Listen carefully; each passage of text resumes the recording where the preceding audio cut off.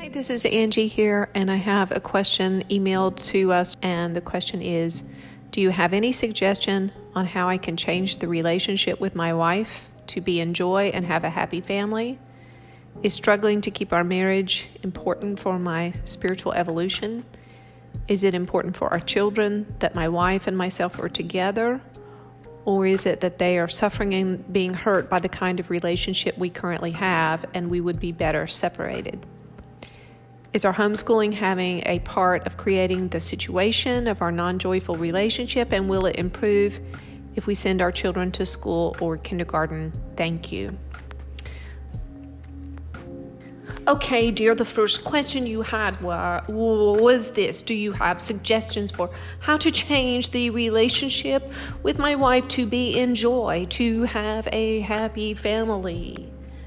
And so you cannot change your relationship with your wife, but you can change how you relate with your wife, and you can begin this process by focusing on yourself and elevating your energies, elevating your perspective and your vibrational state, turning towards what is life-giving. And turning away from egoic tendencies to need to be right, to justify, to argue, defend, or explain, to blame. Keeping the focus on yourself, dear one, realizing that you are creating your reality. You have created the reality with your wife. She is co-creating with you. However, you are 100% responsible for the part that you are creating. You're 100% responsible for your 50% of the relationship. And you can, by changing your focus and your creation, change the dynamics. Now, let us speak more broadly about marriage for a moment. Marriage is a thought to be a spiritual dynamic. It was, however, though, not a spiritual dynamic, primarily an earthly dynamic, an institution created in order to facilitate the function of two people together in a way that protected their children and their inheritance and gave security to both parties. And marriage has been much oriented around being a financial choice to protect from bad outcomes. However, this has backfired because being married does not protect from abandonment or lack of security. As you know, there is much divorce. There is coming and will be a dramatic shift away from marriage to spiritual partnership.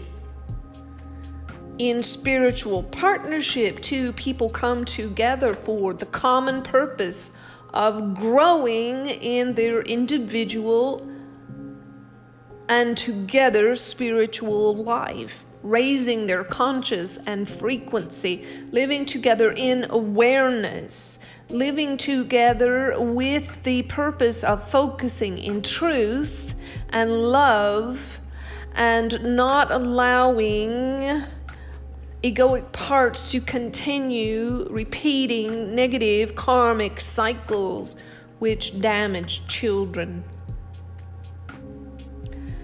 And so what we would say in a larger context is that you must determine, my dear, if you have expired the potential for spiritual growth with your wife, or if there is potential for you to grow spiritually still yet unexplored in the relationship. And we would not recommend that anyone be in a relationship where there is no spiritual growth for either partner.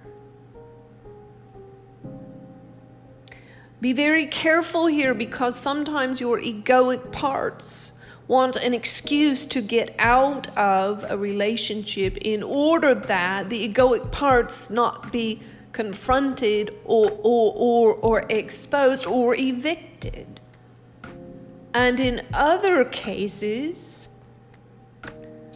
the egoic parts have been released and released and released, and remaining in the partnership is keeping the one who is growing and outgrowing their ego in a lower frequency, a lower vibrational state, and preventing them from continuing on their path to enlightenment.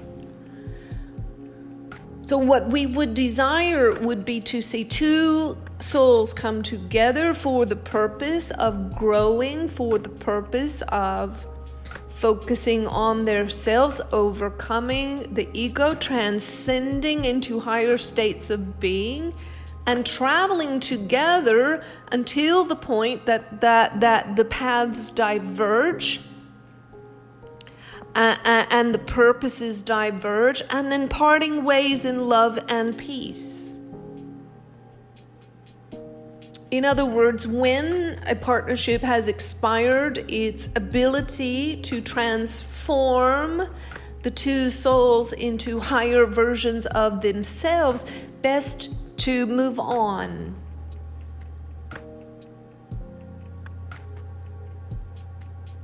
And you will find that there are some enlightened beings who are married, but very few.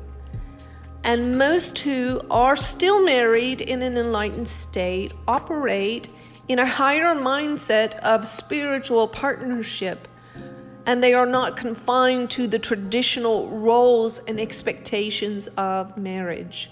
Do what is right for the evolution of your soul, and it will be right for your children. Do what is loving and right for yourself, and that will be loving and right for your wife. And in the converse, you may do what is loving and right for her, and that will also be right for you. Love yourself if you can't love the other. And if you can't love yourself, love the other.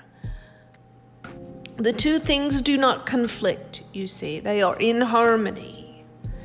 And when you really love the other, that means you are willing to allow them to go if that is what is in their best interest. If that is what is in the best interest of the evolution of their soul. We hope this is of some help to you, my dear.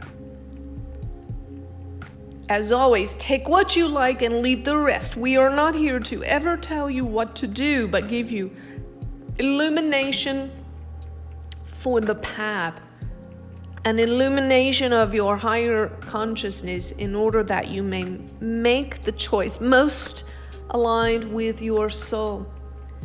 And if all this seems a bit much, just remember this: in every moment, lean into love and trust and away from fear and doubt, and do the next right thing that is imbued with love and trust.